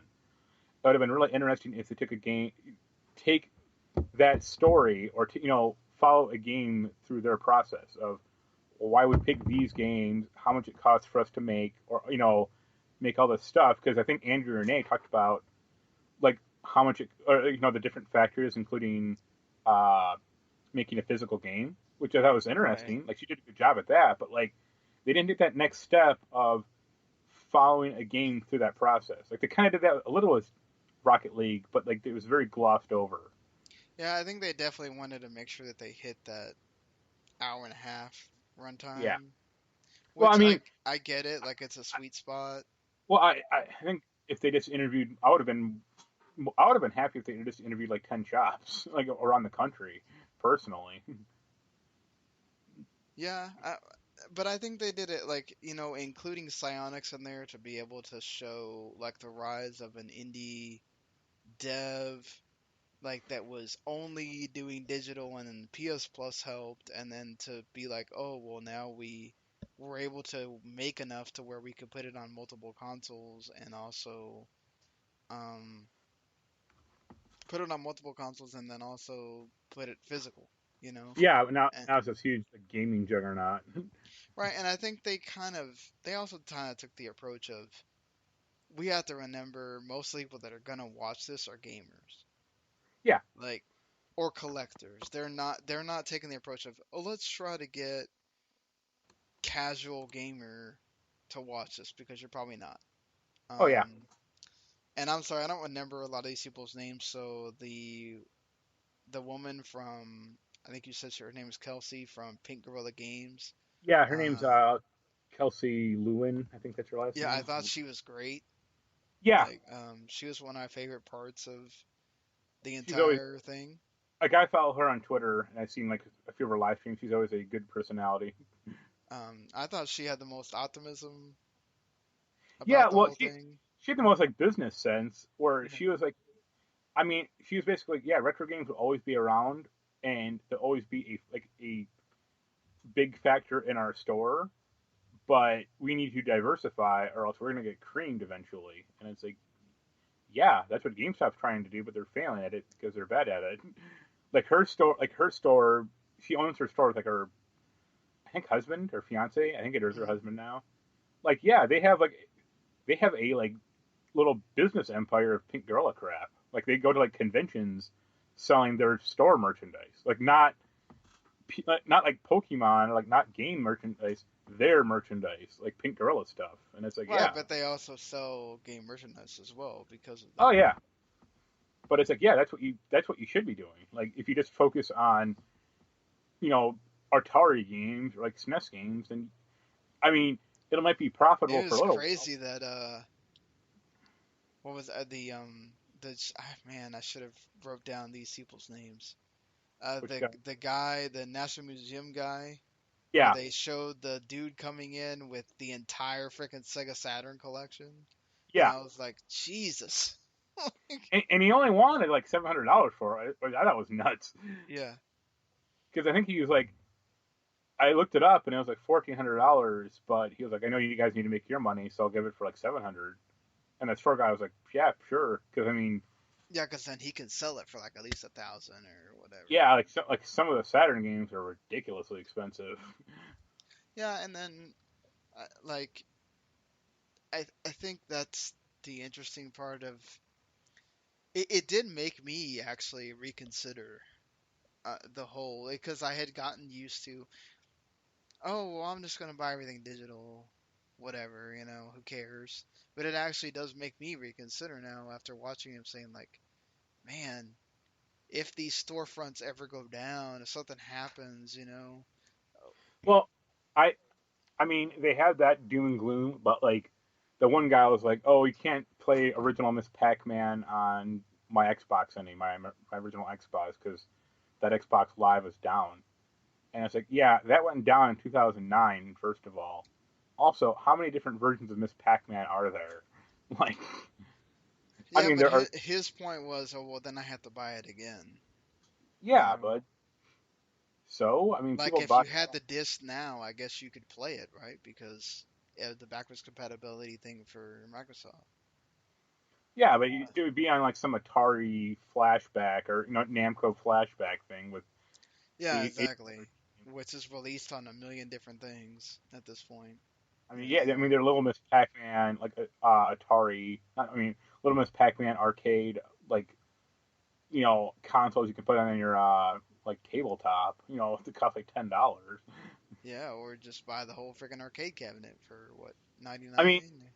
I think one of the things one of the implications was like, yeah, what if like PSN goes down? It's like most PS4 games do not hold their value particularly well. So let's say you can, you have some digital version of Madden 18 that's the one you love, and PSN goes down, you can't play it anymore. Go to a store and buy it for $1, and you'll be fine. Yeah, I think sports games are a bad example because people usually Well, just okay. don't I tend to mean, hold on. take a look at like God of War. I mean, you can find that for like $20 now. Exactly, yeah. If you want to go used, you could probably find it for 15 or maybe even 10. Like, Yeah, and depending Sony has it on, on sale all the time. yeah. Every time they have a critical game sale or great game sale or whatever, it goes on sale. No, well, that's digital though. I mean, like physical. Like a physical copy is like $20. Well, yeah, I mean, because yeah. those.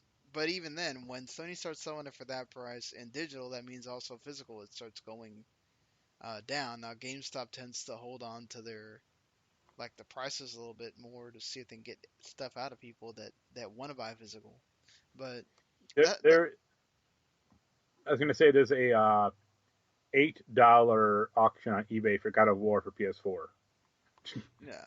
New, not used.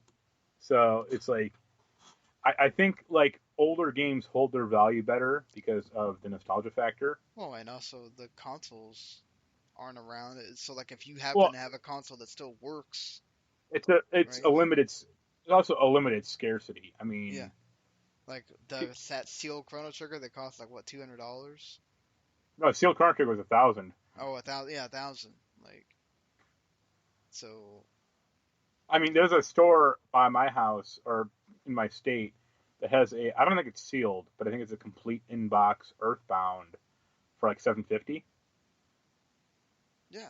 Um, wasn't it you that found like Suikoden 2 like sealed for like 200 or something? No, that was another store that was like 350 or 400, Yeah. and it's like yeah, but I mean, there's not like 10 copies of Suikoden 2 ever, but there is a pretty finite number of copies, and there's always going to be less and less as the years go on. Yeah, I mean, that's like with anything that gets discontinued Yeah, that's eventually, you know. like there's a local store by my house. It's a local game store, and I would love to shop there. They have the most atrocious fucking library I've ever seen of games because no one sells them stuff, and it's like I don't want to buy Clue and Madden '92 for the SNES. Like you guys can't even hold a copy of Mario World. Then like what's the deal here? Well, probably because there might be somebody that I wonder if it's the same like 10 people that go in there and the minute that they have something good, they buy it and then it's gone. Maybe Yeah. It's I, just one of the other local stores they got a Chrono Trigger in for like $100 or and someone asked them like an hour later on their Instagram, like, "Do you still have it?" And they're like, "No, we already sold it." yeah, because finding that for $100 is probably that's a steal, you know, at that point. Like Um, one of my local stores, they put everything they get, or at least most things they get on Instagram, and they go, "Oh, here are trades in for the past hour, or whatever," which makes a lot of good business sense because people mhm. get you Well, can see like what they that have. guy said, they put the biggest ones on eBay because they know people aren't going to come in the store and just buy a $1,000 Oh game. yeah, I mean Yeah. that makes total sense too. Yeah, no one's gonna roll in with a grand of cash or like on their credit card and like I want to buy a Chrono Trigger right now. Yeah. But eBay, they'll instantly buy it probably, or it won't be that hard. Yeah, that impulse buy, whatever, you know, it's I I mean, think yeah, go ahead. I was gonna say I thought that it was good. The documentary itself was put together well, but Yeah. it just felt like there were like one or two steps missing, like slightly from it. And, like I would have much rather it would have been more interesting to see like Kelsey or Ian like how they deal with people like on a day to day basis, either like who have inflated senses of what their stuff is worth. Because Ian tells some pretty good stories in his podcast, Do but like a people like little pawn stores yeah, on the movie. Yeah. or just talking about like the business like one guy, the boss, the Salem guy, to talk about that a little, but like the business realities of owning a store. Like you don't need to like break it down that like really hard, but say, hey, our store pulls in $20,000 in sales a month. We our overhead is like 18,000 or something, and then you have to like work out the money that way. That would have been I agree. Yeah, that would have been interesting to find out like how much Like are they they needing to make every month to stay running? well Is somebody having to put in from their own personal they to talked keep it about that running? You know, they talked about that a little right at the very end when one of the guys is like, the if some family one, I think. no no no it was like it was a different guy. It was like if someone asks me like how to start a video store, I would say don't. And even Pat was like, Yeah. if I had the money right now, I would open a coffee shop rather than a game shop. Hmm. You know, but I would have gone into like why that is or like what that one guy was like. Oh, we we buy $500 to $1,000 of stuff a day, and it's like how much are you selling then? Because like how is that sustainable as a business? Like, are you Yeah, selling a grand that's what stuff I was a day? thinking too. Or Yeah, how is that I mean, sustainable if I mean it's the same thing like with GameStop, right? How much are they buying of people that's trading in stuff and then that's why GameStop is doing so well in the business arena right now. but I wonder how much he gets from having that video game museum. No, that was I don't Yeah. yeah, but yeah, that was good. Like I would see a sequel. Uh, I would probably focus like on Ian or Kel. Like there were a few really good personalities in that thing, and a few that weren't. what would you say were the some that weren't? I guess. There was one guy. I don't know. He ran a shop. He had like black hair. I don't know if he had Asperger's or just had like a really weird Oh, tic, or the Thrill House guy. yeah. Yeah. He was like, you name your show after you name your store after Millhouse. You don't need to act like him in real life too. Like, Well, yeah. I mean, they only went to him a couple times. I did try. I did find that one interesting where I think it's the Control Freak yeah. guy that had that TV set up so people would go and update Oh yeah, because that was like he brought up a good point about people even in our country don't have you know internet. Like he's like, I don't have good internet, so what are you supposed to do? yeah, like where Randy is, he doesn't have great internet. He kind of just has like I Satellite? guess, no, not satellite, but like I think the most you can get is like 10 megs or something. It's Well, there not. was a sign. There was a sign with that one guy. Like the guy was like in Yeah. like Tennessee or Kentucky or something, and it was like they had a sign for like satellite internet.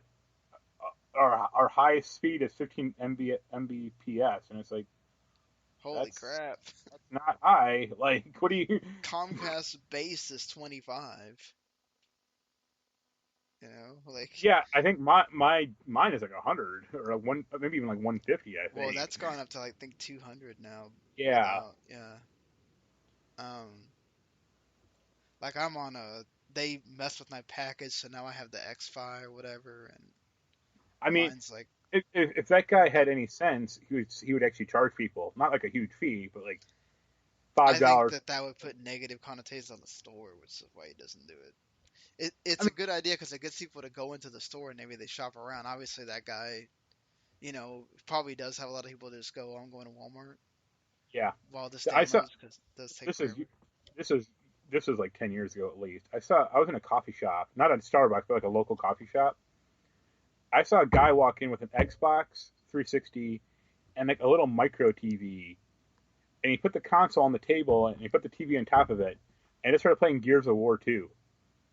What? And it's like online, and it's like I might invest in internet at the home at that point. Like, I guess I would never be ballsy enough to just bring in a console and just start hooking it up to the TV. Yeah, But that's nuts. yeah, I thought that was good. I would have had a if the museum stuff was fine, but I would have had like Mhm. a just a separate movie for that, or talking about game collector like Pat. He has like a huge. I mean, I think he has like every NES game. Or Yeah, talk about his collection, or talk about like the guy. There's like some NBA player, former NBA player, who has like most I like could every see game. that being like a if they ever put it out physically. No, that Um, not for resale movie. You can buy a copy. well, I meant like as a DVD extra or something like that. No, I mean Like, like there is like a they do have extras already for it, but I mean that's not on there. It's just like um it's like a commentary with like Pat and like the director, I think, and look at a few other things, and like extra features and stuff. But yeah, I did like seeing like Frank Cifaldi had something to do with the Mega Man collection and I was blown. I did not know what that guy looked like at all. So I was like, "Oh, that's him." yeah. I followed him on Twitter for years, and I Mhm. never like talked to him. I'm like, "Oh, that's the guy." Or I would have also talked. I mean, it would have been interesting if they talked to like old Funko Land like employees. I wonder how you even find old Funko Land employees at this point.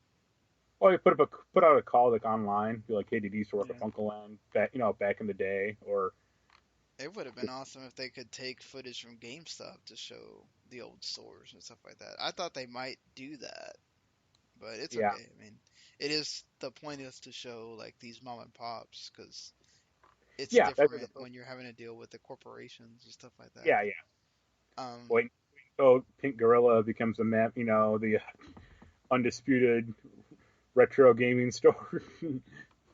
but I think overall, I think I did enjoy it. It did give me a sense of maybe not for the Switch, and obviously PC is all digital at this point. Like, you kind of just Well, have to deal with it. Yeah, you can't. PC is like the platform that will basically always be existing unless the internet goes down completely. Yeah, because so many it costs way more money now to put a disk drive in your whatever Yeah, my thing you my lap. buy. Does your laptop have a disk drive? Because No, it mine does. doesn't. No, one doesn't. I like buy one. I'm like, My what? my old computer does, but I Yeah, remember I had to put that in as an option. right. Like it wasn't something that came standard, you know. My daughter's does that I just bought her last year. Yeah, isn't like a Um, lower end it's a model. lower Asus, yeah. Yeah, so it's weird that like the expensive models that we have don't have disk drives. I guess it's so that you can, I don't know, so it's more space for something else. I don't Yeah. know. But yeah, it did make me think about, well, maybe for not Xbox, obviously, because I don't need to buy the game. I think Halo might be the only game that I buy because I have all the other Halos.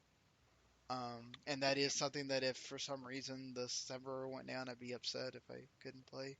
But like, for Sony, like Final Fantasy VII Remake, I might actually go to a GameStop or whatever and buy it to have it Oh, physically. I am definitely buying a physical copy of that game because I want that steel book. Yeah, or like any Sony game now. I mean, the Switch, I don't want to because I don't want to have to carry all the games around with me. Like that Yeah. game, that system is made for just open the thing up, turn it on, and play a game for 10 minutes, and okay, all my games are there, you know? I have Um, this like actual like little case that has like a game holder in it, or it holds like 10 games. yeah, I have the case too that holds like 20 games, and I mean, they're so small, like, it's not that big a deal, but, you know, Yeah, you just don't want to carry something around like that. I just don't. Yeah, I just don't want to. Like, I do carry my backpack with me everywhere. It's not that big. It's just it's annoying to have to switch, like to have the cartridges when I go. Okay, like I take mine to work every day, Yeah. and so I can in my two breaks play a little bit, Yeah. and I don't want to have to haul around cartridges, so it is easier. But I kind of look at that like my computer, like. I'm gonna have that when it's digital, but my PS4 that's sitting on my TV, and I'm not gonna move that around anywhere. I'll buy those games physically if I can, right? Obviously, if we're getting Well, sent codes, they're not gonna send it I, to us I think physically. I think it was Kelsey actually said like she was like I mean she owns a store and she's like hey if I can get the game cheaper digitally I'll buy it. Right? Yeah, that's the thing And yeah, too, right? Like so many sales come out digitally where it's not on sale at the store yet for that price, but Sony puts a sale on, and all of a sudden this game that just came out like a month ago is $30. Like you can't pass that up. but also I think stores are getting increasingly more desperate to like move merchandise, and so they'll have like day day one or like 1 day flash I sales feel of like like GameStop has sales all the time now because of that. yeah. Yeah, GameStop's really their retro stuff is really funny because I think last week they had like a buy two get one free on all used games, hmm and 90% of what I was trying to find they didn't you couldn't buy it on their website. Oh yeah, because they want you to go in the store. No, I mean like, this is all like SNES games, Oh, okay. and it's like, well then why are you advertising a copy of Mega Man X2 if you don't have copies to sell? Yeah, It's it's like weird because they just pull it from the store and it's a sell anyway, right? yeah, well no, like old retro games they just have like a big warehouse in Texas that has all their old crap, hmm or like why do you have a copy? Also, I mean, the problem with also like GameStop buying retro is like you don't get the whole game or you don't get the whole thing. Like they Yeah, have, you just get the game. yeah, like I would love to buy Fire Emblem, the GameCube one, and it's like 150, but I know I get the game like a paper sleeve, not in the actual case or with a Yeah, manual. exactly. Yeah, It's like this does not help me at all, you idiots. Like, yeah. The whole point of buying the retro is you want the whole thing with the box. You don't want just the game itself. yeah, I bought this is years ago. I think I bought Smash Brothers Melee, Air Guys for the PS1, and Tomba for the PS1, and they came in 3 paper envelopes. And it's like, great, thanks. I had to spend at least, I think I spent $30 buying a Tombow 1 case on eBay after the fact, Damn. and it's like, you suck. Like, you should have. There should have been an option like, hey, pay $10 more to get the actual full complete copy. Might be that they couldn't find one with the case. Then I would say don't sell the game. Yeah, if it makes some money at that point, they're desperate, you know. Well, speaking of that, I guess Yeah, because Reggie Fils-Aimé, of course, former head of Nintendo America, is now on, along with a few other people that were put into the same, like they were kind of brought in all at the same time. I think one of them was the like guy that used to be the head of Petco or something. yeah, Um, is now on the board of directors for GameStop. Now, obviously, if you look at it from the reality standpoint, what he's doing is he's showing up to like 3 to 10 meetings a year and making a bunch of money, but he's also has a lot of say in what GameStop winds up doing.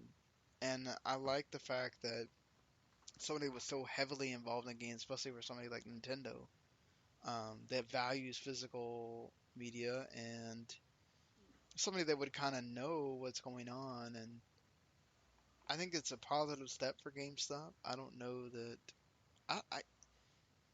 looking back at now that I've kind of read more on what they want to do with these stores and all that, I don't think it's such a. I think the store where you go in and they have the tabletop and they have the games there and all that stuff. I think that's a really good idea because I think that that's important still to have like the human interaction that we necessarily don't have as much. Like that's why people go to these conventions and they go to these things and they go to these tournaments and all that stuff in person is so that you can have that human interaction. And I think one of those was it the Lost Art guy, the one that said I wouldn't open a video game store. They said that he still does game tournaments yeah. at his. Like I think that that's a good idea to get people in. And the whole being able to pay a certain amount of money to like basically play a game for a few hours, try it out at the store, I think that's fantastic. Like that's a great idea to get someone to turn around and buy a game at your store. Like, I uh, I agree in principle. The problem is it's still GameStop, and they have such a bad record that I think they if they named the store anything else, it would do better. I just think you can't unname it now. Like I mean, people it go to name is. things all the time. I don't know that you can just rename it though. Like I think it's GameStop. Like, it's like, but I don't think it's. I don't think it has such a It has a negative thing, obviously, because of their trading policies and whatever. Well, no, And it's not just that. It's like you go in, and now people are getting hassled to sell their phones to GameStop, right, yeah. or they have to do that whole like circle of life selling scheme or whatever. And it's like, Well, yeah, that they stopped until the that new guy came in, and maybe this is hopefully something that Reggie could. I mean, if they were serious, they should just give kind of like I think he turned around Pizza Hut or something. When he was working there, Hmm. they should just kind of give him carte blanche, and he could go, okay, these policies work, these don't. We need to focus on actual good customer experience, which they haven't for ever, and go that route. Yeah, get people in the store that know what they're talking about. Um, Well, I don't blame. No, yeah, I think clerks are pretty decent actually, yeah, but they've just been so beaten down by like the management and like hitting sales targets or hitting like these insane goals. Like I follow this one guy on YouTube who talks about like his store. They were supposed to get like between like 8 and 10 trade-ins a day for like people trading in games or phone like technology or something. And he worked at a store they called Boonstock because on the boonies in like I think like Florida, and he was like, we had like 1 or 2 people coming in a day, and that was it. Like, how are we supposed to hit these targets? yeah. They should definitely be aware of who goes. I mean, I think how popular your store is. the larger problem is also this GameStop has too many stores. Well, they did say that they was that what something they were gonna start weeding out is in order to be able to, and that's also something else. The only way that these stores are going to be able to make it is not only you're going to have to weed out some of the stores, you're also going to have to, if you're going to have two stores in one area, they have to be completely different from each other. Yeah, And like you're there going was to have the Think Geek store that also sells games, like kind of like the way GameStop is right now. And then you also have the other store that is, we don't really sell memorabilia, we don't really sell, um, but this is the one where you can go and have the land party or do whatever, whatever, and you know, yeah. There used to be in my old college town. There was a GameStop across the street from a GameStop. yeah, It's like you don't see that as a problem, and they eventually closed one of them down. But that went on for years. Like it wasn't like it was only like for a month, and then the other one shut down. It's like no, this went on for at least a good 3 or 4 years. yeah. I mean, well, for a certain time, I mean, GameStop was the place to go when it came to buying your I mean, games. yeah, they lost their relevance to a very large degree. I mean, online has crippled them to an extent, but I Amazon think, has also hurt them a lot as they well, acquired other stores. yeah, but I just think like they just like people aren't excited to go to GameStop because they just don't like to be hassled. And GameStop's, I think their prices are usually kind of bad, and their inventory is bad as well. Yeah, I would agree. Um, especially, I think, well, what hurts is that thing of at any moment, Sony, Microsoft, Steam,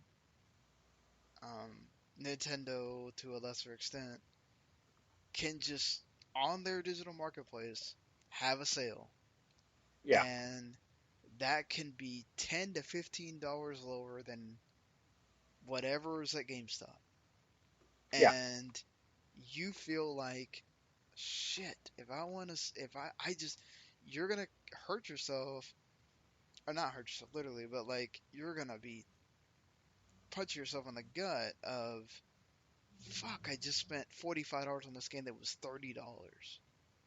So it's like it decentivizes you to like go to the store and try to find anything that's relatively new from these current generations because you don't know. And so like I think people have gotten conditioned to a certain extent of like, okay, well GameStop, I know they're not going to just randomly put this thing on a flash sale. right. So if it's $40 right now, it'll be $40 for like 3 or 4 months. Well, it's funny. GameStop has a deal of the day. Every day they have deals of the day of like stuff that's you know marked on just for the day. And today it's Killer Queen Black, a Switch game, and Dissidia for the PS4. And Right, but it's they like also have to have publisher approval. They can't just decide to do that by themselves. they could no, these are all this is used stuff. They could, Oh, you stuff? Okay. yeah. Well, yeah, But I mean, they mark Dissidia down from 15 to 10, and it's like no. I mean, I might be able to find it cheaper online, but that's still asking too much for that game. the only good thing about GameStop until Walmart had that deal that they have now with Nintendo was if something came out and somebody already traded it in, within the first week it's already $50, Yeah. so you can get it for well, it's used. No, But no, like Walmart. Like if you go to a Walmart, like that Animal Crossing game will be $50. I know that's what I'm saying. Yeah, Like yeah. it used to be until Walmart beat them to the But also, punch with that. well, Best Buy used to have that too, but then they got rid of that, Yeah. and they were like So boneheaded maneuver. yeah, I think it's interesting to kind of get to go back and like look at a time where and then like see people enjoying the old stuff. But as I think it was the guy that owns the video game museum said, that niche is going to get smaller and smaller. Um, but also, as Kelsey said, I don't think we're going to have people talking about PS4 games Oh no, not. The I mean, same way you talk about Super Nintendo games 20 yeah, years from now, you know? people go out there and buy like complete runs, or they try to collect like every like Pat. He has every NES game. You think someone's gonna go out there and go, I need every Xbox One game. Like Well, no, also because you can't, unless you're including digital, you know? no. It's, I mean, well, no, I mean like digital, like physical games.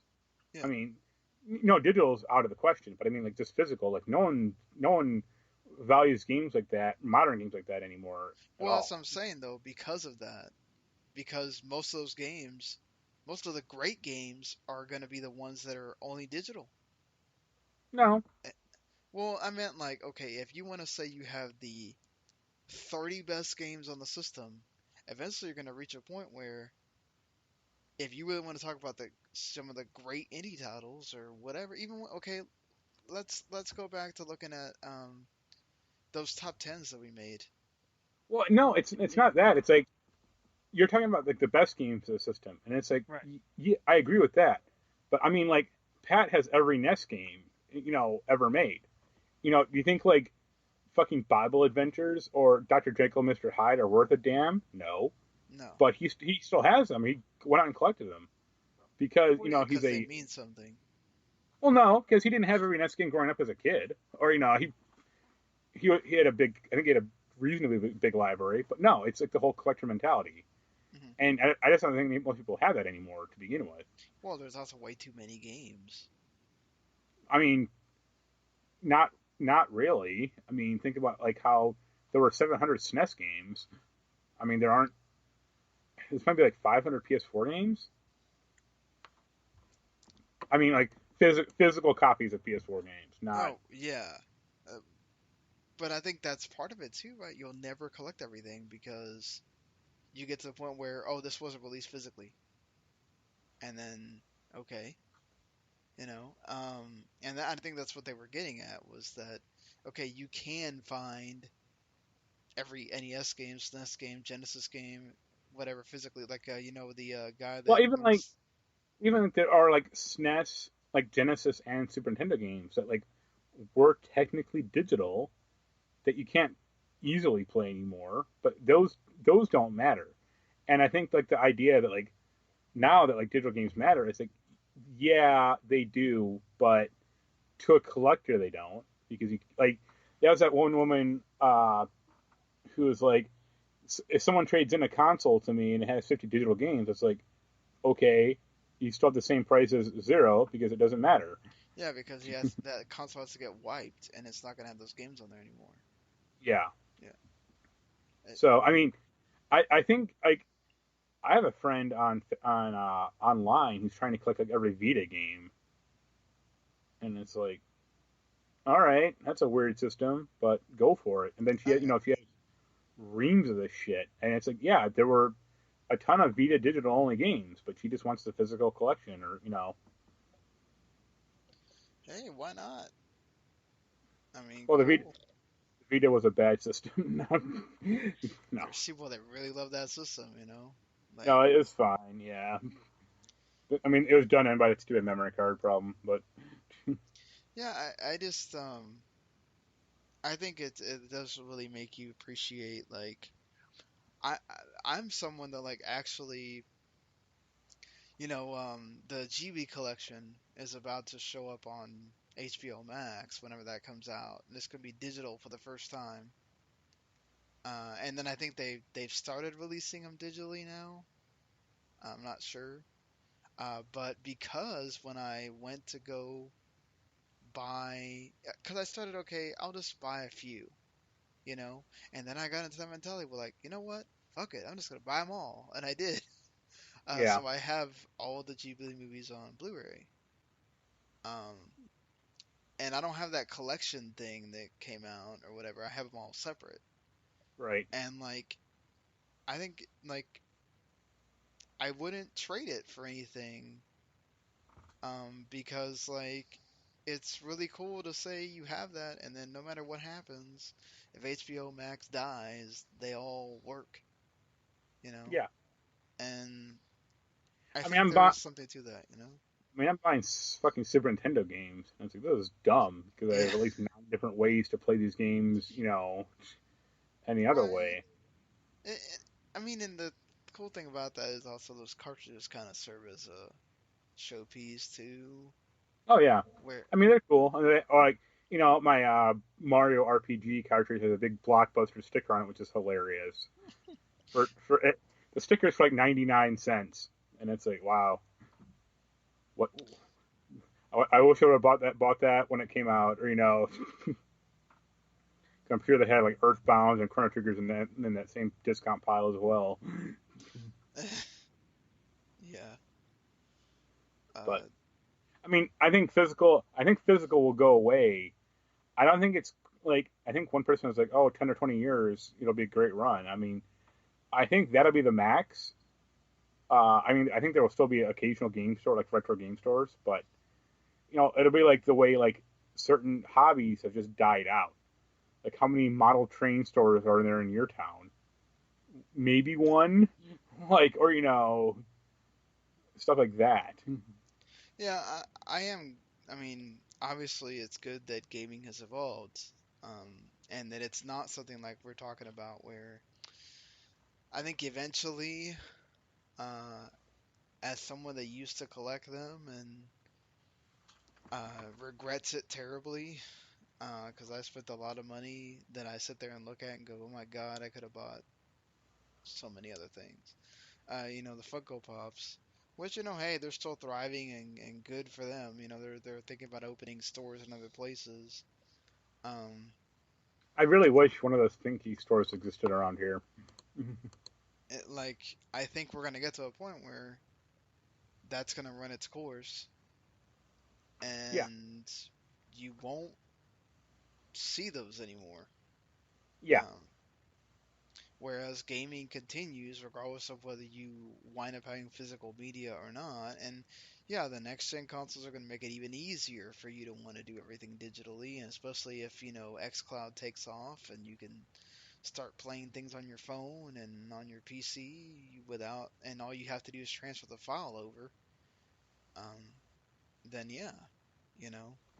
So I mean, we'll eventually come to a point, not like right now, but I mean like 20 years from now or something, where you can have like a little memory card and it will have every game on it from like the PS1 down, and it'll be $10 or something, or size will always get bigger, cards will always get the storage spaces, cards will always get bigger, the physical size will always get smaller, and then computers will always get faster.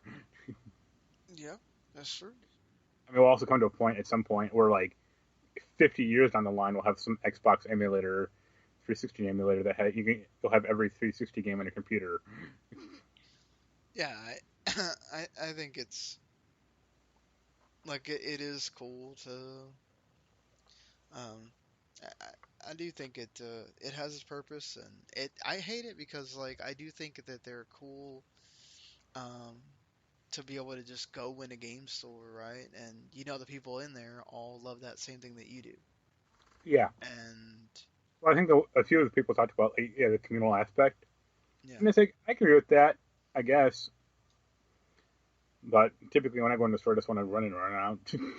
right. Feel like Well, okay, I think we've kind of covered it all here, so we're gonna finish it out. sure. And damn, we talked about this a lot more than I thought we would. Well, it's like a good movie. I mean, we should talk about the King of Kong next, about what a shitheel Billy Mitchell is.